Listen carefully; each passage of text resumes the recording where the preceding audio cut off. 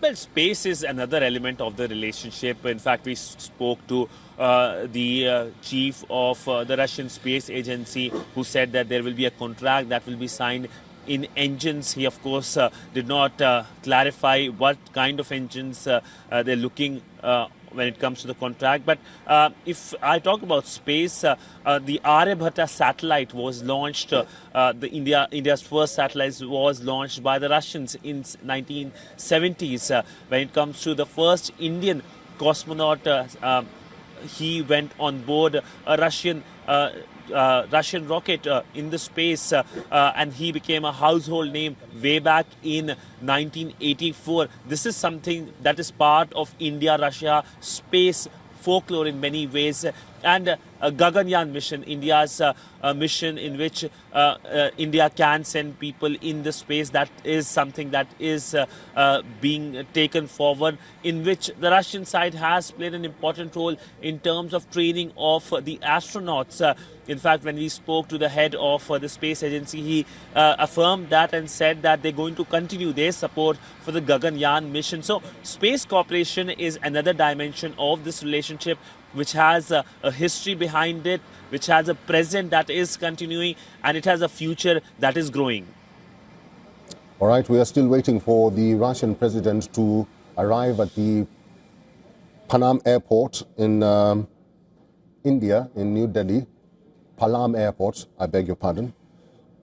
The 2-day state visit by the Russian president is being watched world over because it has its significance.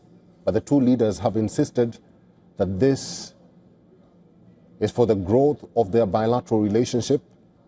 And by the two leaders, I mean the Indian Prime Minister Narendra Modi and the Russian President Vladimir Putin. They've had a long camaraderie together, and this will be emboldened, this will be showcased during the Russian president's visit to the country. He has a long itinerary which is scheduled for tomorrow, which will begin at around 11 a.m. Indian Standard Time. He will also meet the President of India and business leaders from across the Russian Federation who have businesses in India or who are looking at expanding their businesses in India. Siddhant Sibol is our assistant editor for Foreign Affairs. He's still waiting for the President and the Prime Minister to emerge from the Palam Air Base airport in New Delhi. By the way, Siddhant, why did the Indian government choose this airport for the President to land in?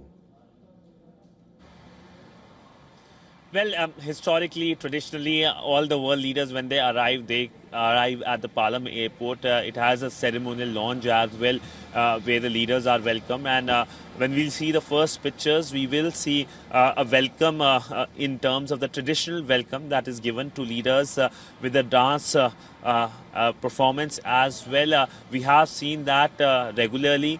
In the past, when India hosted the G20 summit in 2023, we saw those traditional welcomes as well. So the first pictures will do matter when the Russian President Vladimir Putin arrives in Delhi. And of course, thereafter, we will see more of the Russian President Vladimir Putin's meetings as well. I do expect pictures released after the private dinner as well. There are other reports which are going around as well. We have to wait for more confirmation on that. But all in all, lot of media interest, lot of global interest. I've covered almost all of the visits, the state visit, working visit, and the official visits of incoming leaders since 2018.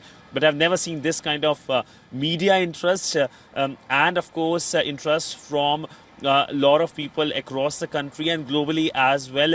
And of course, that is expected as well. The Russian president coming to India. In fact, way back in 2021, when the Russian president visited India, that was 6th of December.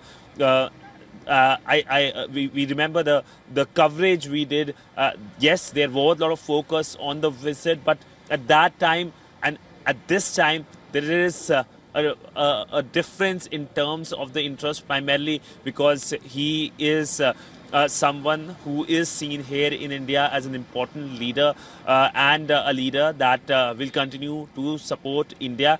And of course, his visit comes in the backdrop of Donald Trump's tariffs as well on India. Increasingly, of course, India-America relationship after 20 years of the upward trajectory, it has come to a halt primarily because of Donald Trump's tariffs, and it looks like the halt will remain for some time as long as Donald Trump's tariffs continue and as long as his way of diplomacy continues, because while he is known to treat his European partners in a not so very well-defined way, his commentary for India and especially his officials' commentaries on India is not taken well. This is a very particular Asian culture where respect matters more in many ways. So essentially right now I would say that India-America relationship is not growing very well, but India-Russia relationship are growing and India-Russia relationship are seen in a very positive dimension today. All right, I do understand that the Russian president has already arrived in India. We are just waiting for him to deboard his plane at the Palam Air Base in New Delhi.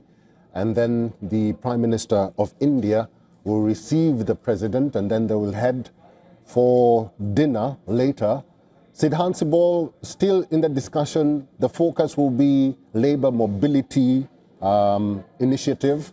How important is labor mobility between the two countries, Russia and India? And what will the president do to enhance that mobility? Well, Russia needs manpower currently. It is a country which is at war, and we know that the crisis it is faced with.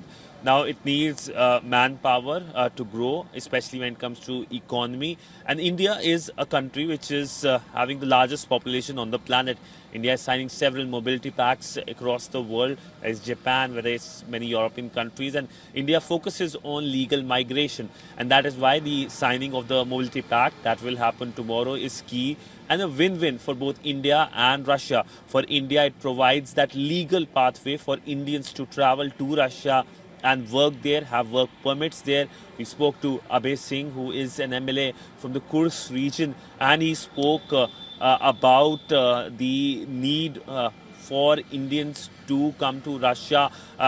His story is, of course, unique because he was a student from Bihar who went to Russia, became a Russian national, is now the only Indian origin Russian MLA, a Russian politician. But coming back to the mobility aspect, his story, of course, is part of the mobility. But the current mobility that is being focused is the skilled and semi-skilled Indians who can go to Russia, especially Russia's Far East, where they need people there, which is rich in resources. And it will be a game changer for Russia's Far East as well. So all in all, an important development. Focus also on visa-free facilities as well. Work has been going on that. We do not know as of now whether there will be announcement on that aspect as well. But above all, clearly the mobility agreement remains an agreement that is seen as an important element of this ongoing visit that is going to start very soon.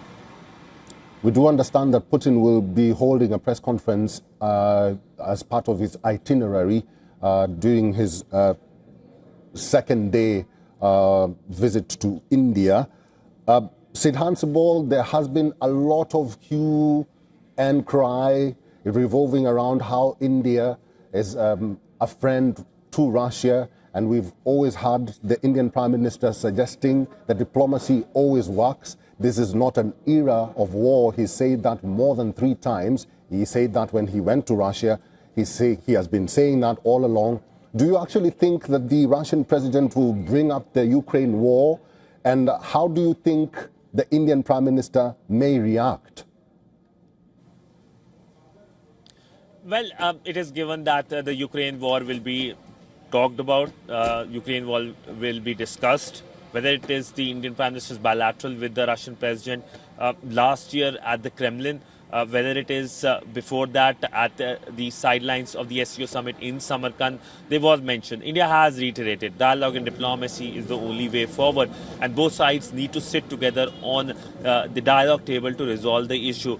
For India, the worry, of course, is the impact on the global south. Since the war in Ukraine started, we know the prices of food, fuel and fertilizers have dramatically increased. In the region, we have seen the impact translating into political crisis and the so-called revolutions as well. Inflationary prices are something that has impacted countries across the global south, from Africa to South Asia to the Indian subcontinent. So essentially, when it comes to this war, this is expected to be part and parcel of the conversation. The Indian side is going to restate its position. The Russian side has appreciated the Indian position.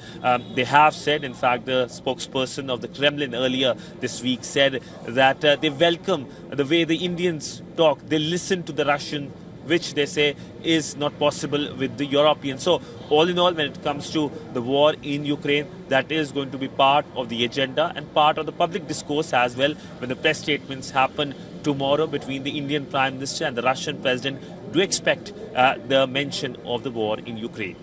There are so many factors that this visit will have, and there are so many areas, including pharmaceuticals, and the National Drug Control Policy officials are sounding positive about the India-Russia ties. Actually, they say that the trade in pharmaceuticals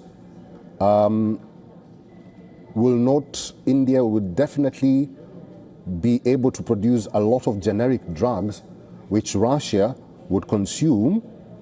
And according to the Director of National Drug Control Policy, he also emphasized that India is at a pivotal moment, highlighting the growing significance of artificial intelligence, machine learning and drug discovery. Siddhant, when we talk about drugs enforcement and also the drugs that, or the medicine that India produces, how is that going to be significant for, the Russian economy when we talk about pharmaceuticals and the need to integrate medicine or drugs into their system?